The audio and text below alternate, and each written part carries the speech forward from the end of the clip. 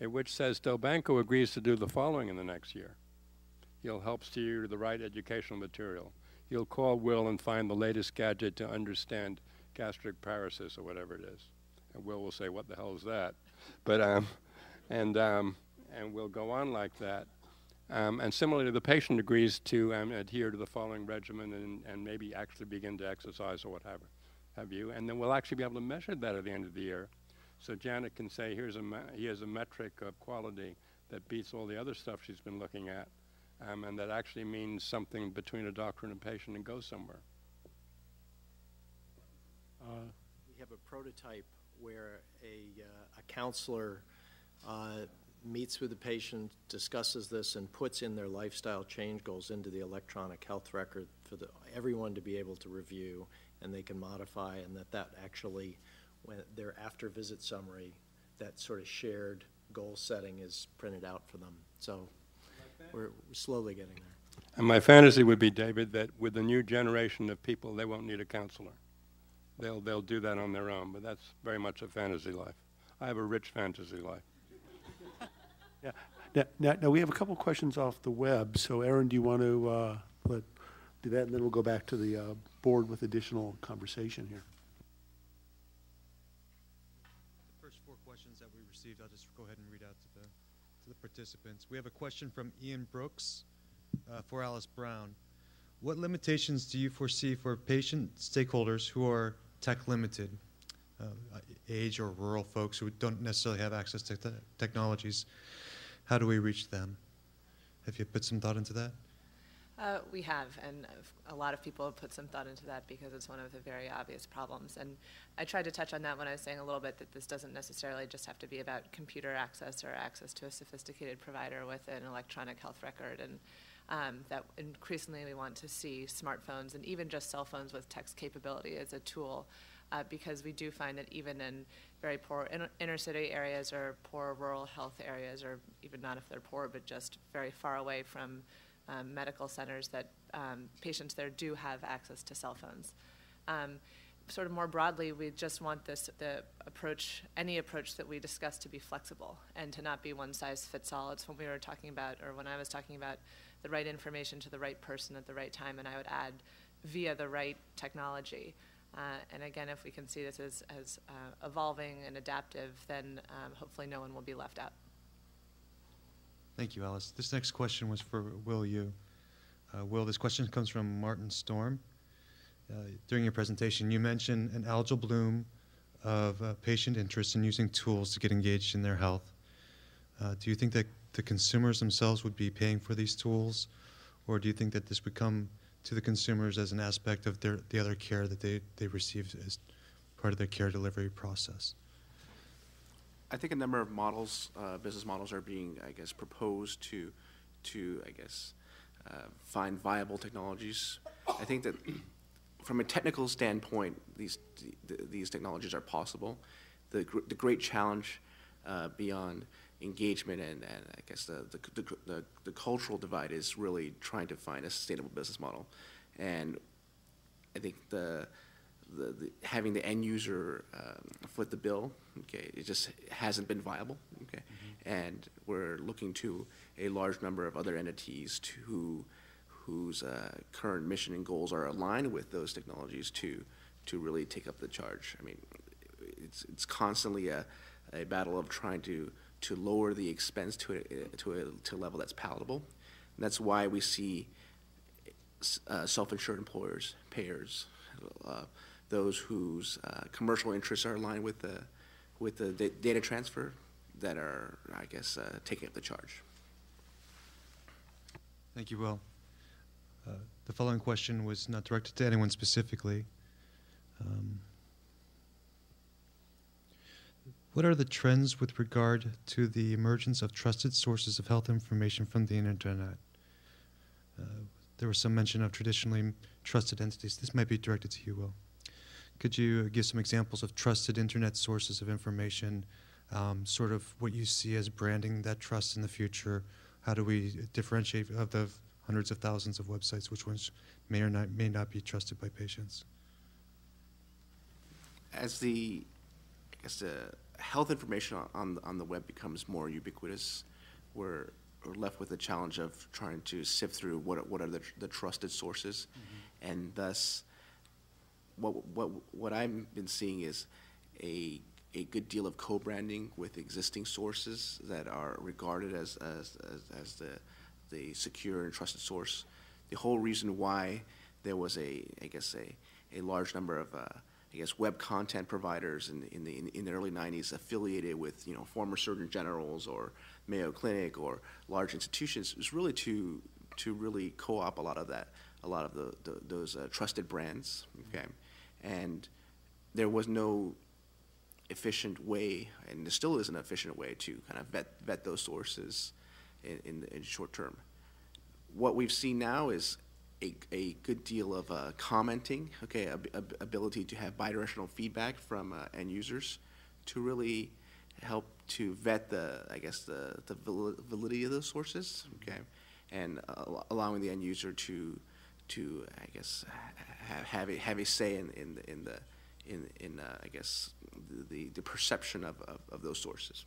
Okay, right. Of course, that system can be gamed, okay, and we've seen a fair amount of that as well. But ultimately, it's a greater democratization of the content. Thanks, Will. The last question is kind of interestingly prescient of some of the conversations we were having during the executive session with Dr. Friedman. The writer asks about the bidirectional sharing of a learning health system with patients, and where do we see in the future comparative effectiveness research, if we were to be here 15, 20 years from now, being fed to the patient, and how would the patients benefit from that? And I think that was the last of the questions that we had from the internet, so probably appropriate for all three of you. I've long felt that we, as health professionals, are incredibly stupid in not taking advantage of working in teams with patients. It's an unbelievable loss of resources. After all, patients are they're the most expert witnesses to the quality of care we give. We don't call on them to comment on that, and that was really the genesis of patient satisfaction surveys, but much more importantly, patient reporting surveys, which now everyone does now. We finally have begun to ask patients to report, and just the other day, David wrote a piece about how, consumers are going to report on individual doctors. Bring it on. I've always thought that we should have focus groups with our patients 3 times a year to comment on what we as individuals are doing well or badly and learn from them. Patients invariably have different insights from ours. I have a favorite example, which I'll pull on all of you. In the early days of AIDS, when it was a devastatingly, irretrievably fatal disease, our hospital got together a task force to try and decide how to better care for people who were basically dying at home. And because they were surrounded by us pickerites who were trying to say, get the patients involved, they actually came up with our hypotheses, and then they brought together a group of patients, literally wheeled them in, brought them in by ambulance, and said, hey, what is the most important thing to you in these days at home nowadays? What's the thing that is really the most important thing that we can work on with you? What do you think they said, audience? Let's hear some guesses. No, be brave. My family. That's wrong. Palliative care. Yeah, that's wrong. Returning my phone calls? Pardon? Returning my phone calls? Returning my phone calls. Yeah, that's wrong. In the back? Interaction with other people. That's wrong. They're all perfectly reasonable guesses. The only person who's ever gotten it right was an orthopedic surgeon for some reason when I played this little game. Every one of them obsessed about nutrition and getting enough food into them, and and being able to get calories in. Not one of us at the hospital thought of that. So the point is generic. Every time you bring together a group of patients to face an important clinical issue, from our point of view, you learn something. You get a different perspective. And they also learn something from us. We actually have some things to say. We have a certain amount of expertise, and we shouldn't pretend we don't. So that calls for team, right? So my guess is that over time, the nation will understand that better, and that this word team will have some real flesh on it.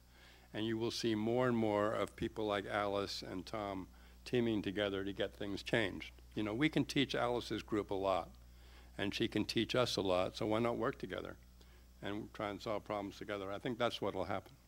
I'm going to give you my phone number after this. Has a lot to do with what the tries to do as well. Yes. Laura. Alice, I think this question might be for you, and I would certainly like to hear Tom and Will's comments on it as well.